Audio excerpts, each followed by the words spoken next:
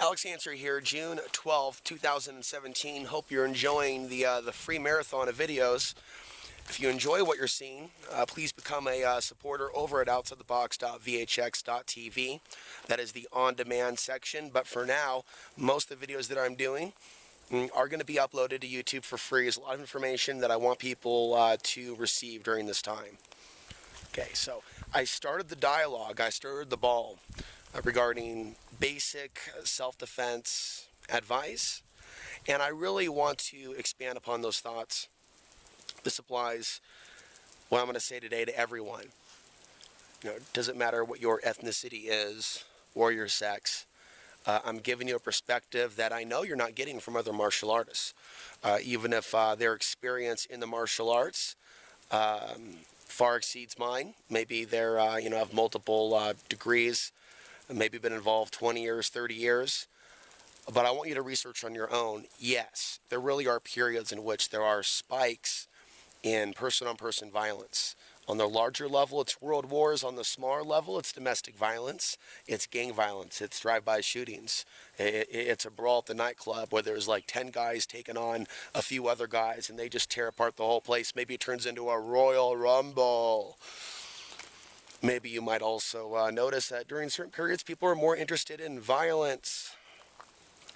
There may be an increased interest in combat sports, as well as martial arts, as well as other things. What I'm telling you is we've been kind of in that period for a while. And as we also go into solar minimum, I would call this the quiet before the storm. Even though things are chaotic now, I think things are going to build up to a dangerous level. So I think about self-defense. I'm going to start today by talking about awareness. You have a lot of people that are on their cell phones, they're unaware. How can you defend yourself from attack or evade someone trying to pull you into a car when you're not even looking, which isn't really that difficult to do when criminals have it planned out? And they're going after people that appear to be weak. Now, that's not the only thing that could result in someone being attacked. I've learned a lot from a person I was inspired by, a Japanese teacher in Portland. He had a number of things happen to him in his youth. He was attacked a lot. It's also how he became so dangerous. One of the most dangerous men, as well as charismatic, personality-wise, that I've ever met. And that still stands true to this day. We've moved on with our lives, you could say, as friends. But I've learned a lot from him. This guy has been involved in hundreds of fights and has been attacked in some pretty gruesome ways. And I asked myself, why would some of these people attempt to take on a guy that in the end handed their ass to them, so to speak? And the truth is, there's an element to him and people like him that was really into fighting, to the point where they enjoyed, right, being able to retaliate and knock someone out. It's the thrill of the hunt. And I'm not promoting that. But a lot of people, you've heard the expression like attracts like. So in some cases, people that are looking for it, find it. I think there's a misuse of the martial arts. I think we can see it in what's called MMA today, but I'm not here to demonize or put them down. But I'm going to tell you that's not real martial arts. So when I mentioned the video, realistic combat training, we're talking about men, women of different sizes, dealing with in different shapes, different heights, different weights, dealing with realistic scenarios that they would be trying to evade or defend themselves against. And I'm sure there's probably some pretty quality stuff. In today's day and age, you have YouTube and you have the ability to order things, books, DVDs. And even though it's really best for you to learn one-on-one, there's also an exchange of energy between yourself and the teacher and perhaps other classmates. But there's a lot you can learn on your own. And I would even say, people need to get beyond the programming, right? To be domesticated and to rely on tasers and keychains and guns and knives. It's actually a more primitive part of ourselves as mammalians that has the killer instinct, that has the ability to defend oneself, just like a woman in an emergency with maybe a car that may roll under or over her child. And there's these situations that have been recorded throughout history where a woman shows extraordinary strength when she needs to protect her child. Now I believe that a woman that is taught how to properly hit, and we're talking about palm strikes I've mentioned in past videos, not just the closed fist. A lot of it deals with torque. A lot of it deals with twisting. Talk about circular motion and sensitivity. I mean, that's on a whole other level. Wing Chun was developed for a woman who was being forced into a marriage that she did not consent to. There's a legend behind Wing Chun, how it was developed for a woman to be able to defend herself against a stronger man. It's not just Wing Chun. There are other systems and other styles. And there's obviously going to be some variety out there in the world of women's self-defense. Take what's relevant, take the best of the best, as well as training techniques.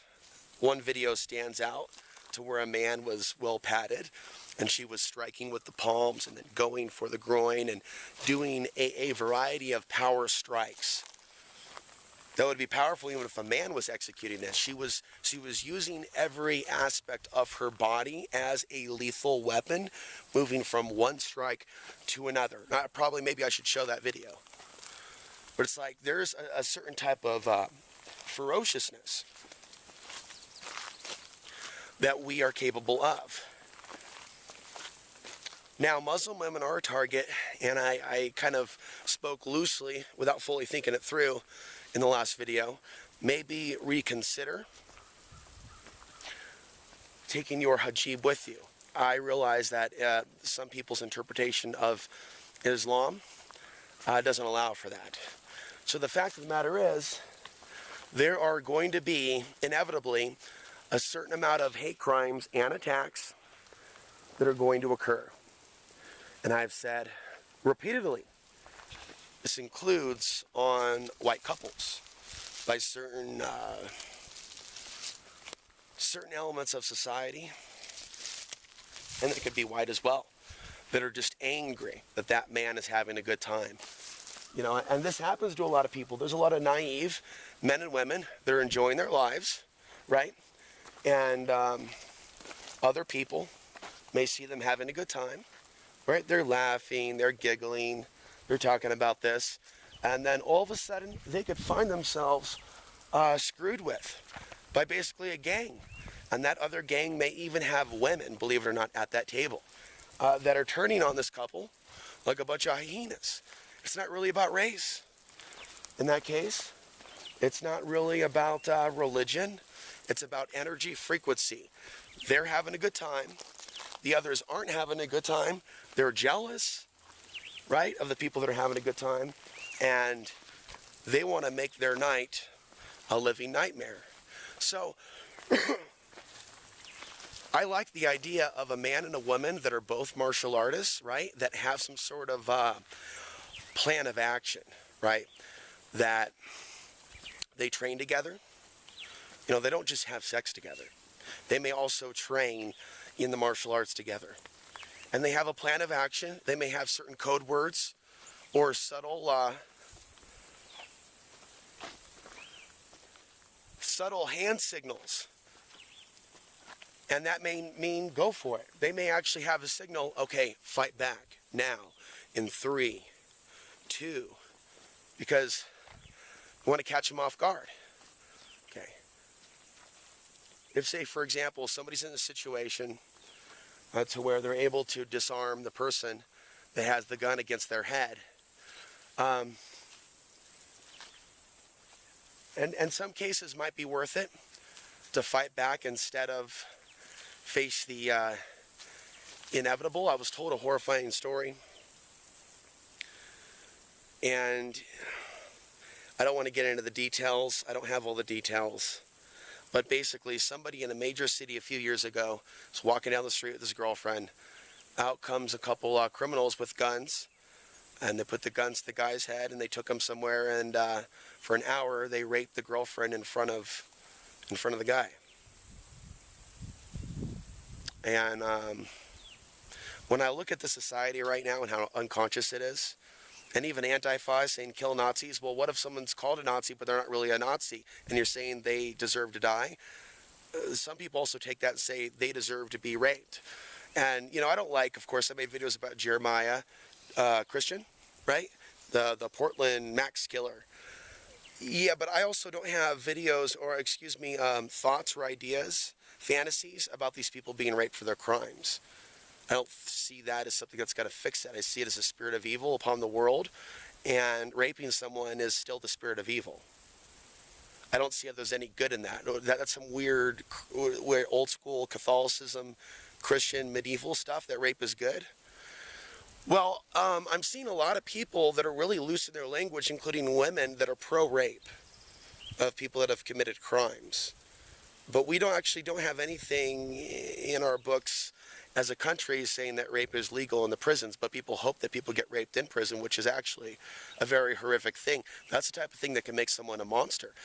There are people basically in this society, in this level of consciousness, that want to see people turned even more so into a monster by having monstrous rape up the anus things happening to them. And they're constantly referencing big black men with big black penises, raping those white anuses, those white men. And then people salivating over this. I've seen this very recently. So what I'm saying to you is, not only are we a very kinky society, this is a society where a lot of men and women like the idea of other people being raped for their crimes. Now, it's ironic to note that and also see how many people are silent about, and here it comes again, oh, you know what issue's coming up. Afghani and Iraqi women that have been raped by U.S. soldiers. Where are the American women, the American feminists, that have created organizations to raise awareness? Where have people supported my work as someone that has raised these issues as a man? Where are they? Where are they? We're bringing in other issues here, too. Moving on, I've talked about a human trafficking epidemic. I'm going to make a separate video on why I believe this is coming. But you have a very sexualized society. They divide the families. The cartel influence is growing. I believe there's going to be a cartel-Chinese alliance. It probably already is. China has deals with the Mexican government on a military level. There could definitely be something at the Texas border in the future. I think that some of these empty ports, like the Port of Portland, where major companies have pulled out, it could still be an export route. I look at the Shanghai history of the Oregon area, Astoria area. It's also the history of San Francisco and Seattle. Men were kidnapped during that period of the brothel Old West era, and they were literally smuggled out to sea. I think the future holds for us, cities under siege, women being targeted, being tracked by their cell phones, and they've divided the family unit and men and women. So in the end, this whole reliance that they've taught women on the cell phone and police, it'll end up being the thing that leaves them pretty vulnerable. It's not something I'm wishing or hoping. It's not necessarily something that I'm seeing on a visual, telepathic, or intuitive level. It's like a waking life knowing. Like it's based also in common sense. We're seeing human trafficking attempts increase. Portland already is #1 for child sex trafficking. And so granted that is the case in the situation, and that I believe we're going to be going through this collapse scenario and the occupation of the United States, a Chinese-Russian retaliation.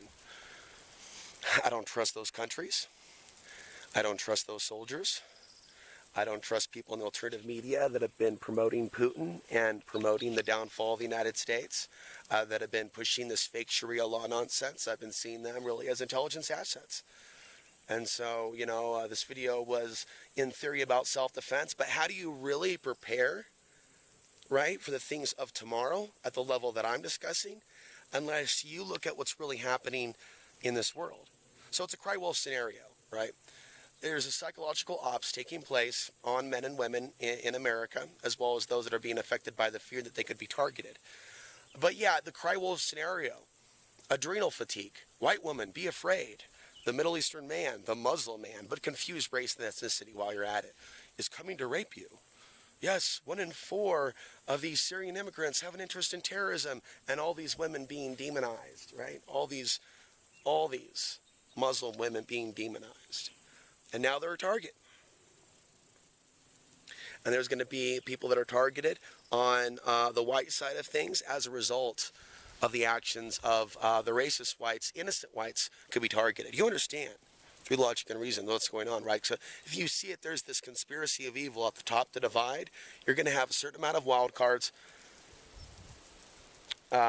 loose cannons popping off and attacking people. Okay, every racial group targeted, you could even say. But right now it seems that there definitely is an anti-black, anti-white, anti-Muslim, anti-Middle Eastern. I would say that Native Americans, Asians, and Hispanics are, but Hispanics get a lot of racism as well, and it's really sad to see that. But what I'm saying is it seems like they've really put the focus on, and especially anti-white, anti-Middle Eastern. There's a propaganda campaign to turn us against each other. There aren't enough people on social media or in self-defense videos or in society discussing this conspiracy of evil to use the illusions of separation to tear our society apart. Their belief systems do not allow for such. But I know that if you're a Christian, you're a Muslim, I mean, you're someone that does believe in the Creator, then you do understand that there is some sort of a devil of this world, and that it lies, it deceives, it terrifies its people. That's the entity that I'm at war with spiritually, by whatever name it's known. Okay? And that's that entity that's behind all this. Okay? I can't help atheists that want to stay in a simple box. A lot of people are in for a rude awakening. So, I could show you hours and hours and hours of physical, actual self-defense stuff. And maybe in time I'll return to that. But really, I just want to echo what I believe are these common sense talking points regarding what we're really dealing with. The need for you to be aware of your surroundings. Echoing again, you can believe that God may protect you, but sometimes bad things happen to good people, and I don't think that you should be passive if someone's punching you in the face. And I think that we have a very corrupt legal system that would like to neuter people and tell people they don't have the right to self-defense. But that doesn't make it right. This type of programming that we have been enduring for a long time, that we don't have the right to defend ourselves verbally, spiritually, physically, it's caused a problem. It's caused a real serious problem. So you do have the right to defend yourself. You do have the responsibility to defend yourself. It's not the responsibility of the police department to make sure that you continue to be alive. You need to take some lessons from your ancestors, whatever your ethnicity, whatever your sex. You need to take a look at how these smartphones and this easy access to technology and police services has domesticated some of us to a point where we're less fit to defend ourselves than our ancestors. And I would again remind you to rewild your senses. So I'll come back with more.